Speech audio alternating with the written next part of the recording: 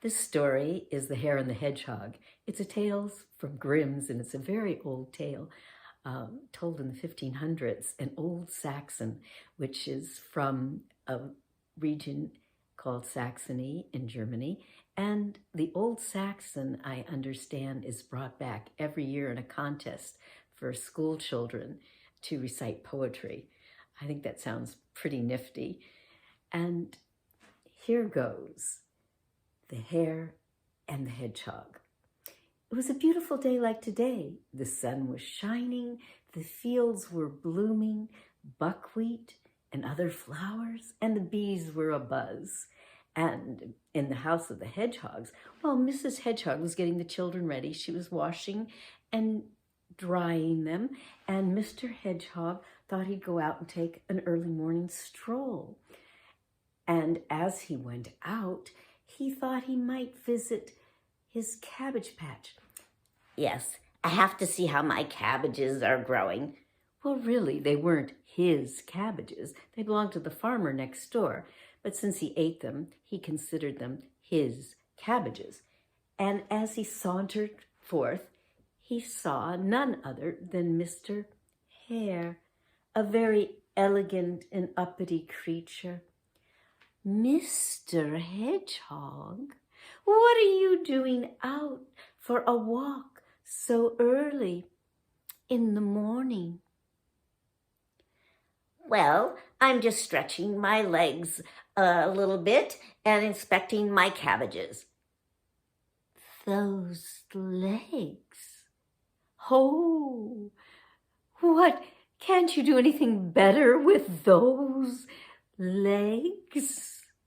Now, Mr. Hedgehog, like all other hedgehogs, had bandied bow legs that were shaped like that.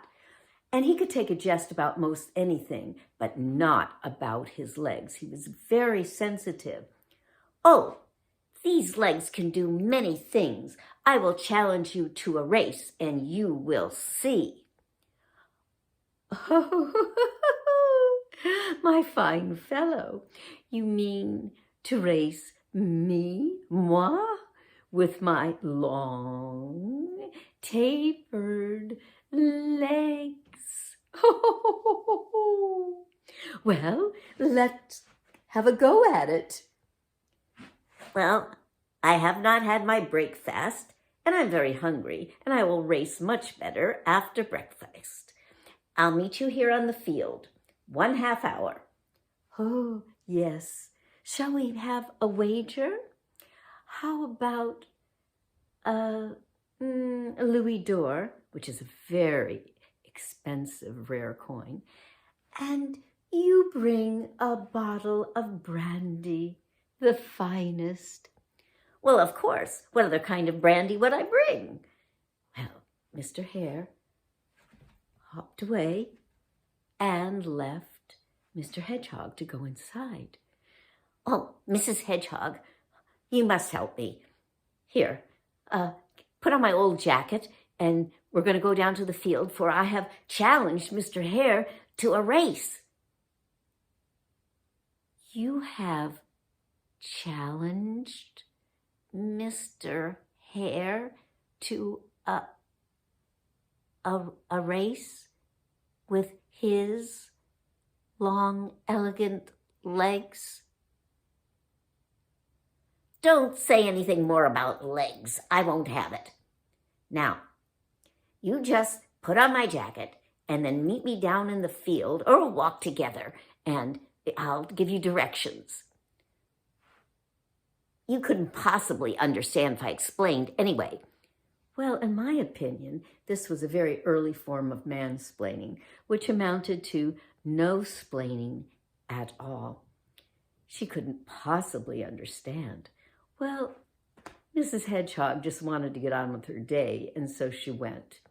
And there they went down the field with the bottle of brandy, and here was the plan. Mrs. Hedgehog, you come down here and stay put.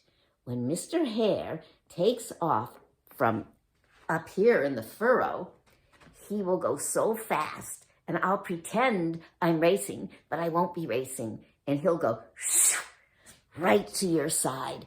And then you'll pop up and say, I'm here already.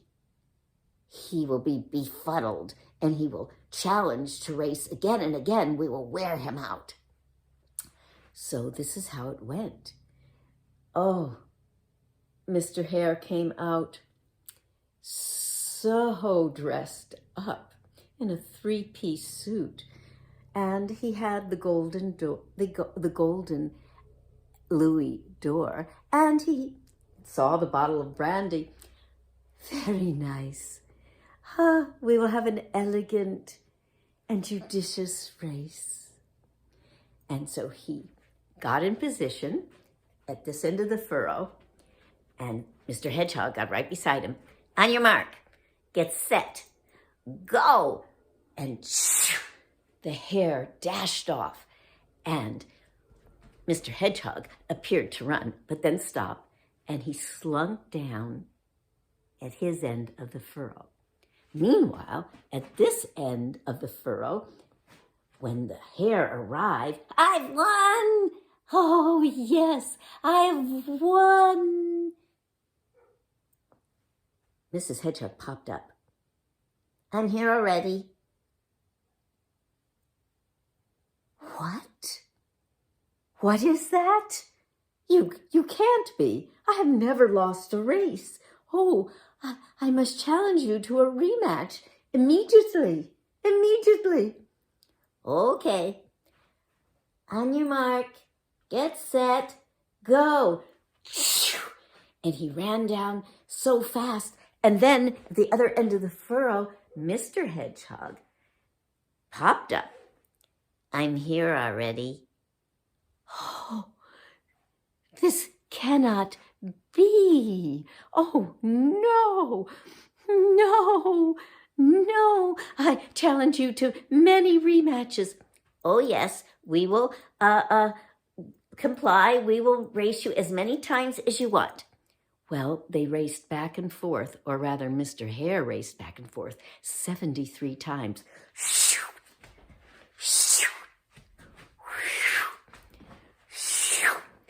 And on the 74th time, he dropped into the middle of the field, deader than a doornail. The hedgehogs came to inspect. Oh, yes, deader than a doornail. Mr. Hedgehog picked up the flask of brandy and gave it to Mrs. Hedgehog. And he picked up the louis d'or, the golden coin, and he put it in his vest pocket. And then they walked home, arm in arm, very satisfied. Now, there are a couple of morals to this story, and there could be many puns. One of the best puns I've ever heard was, don't hedge your bets.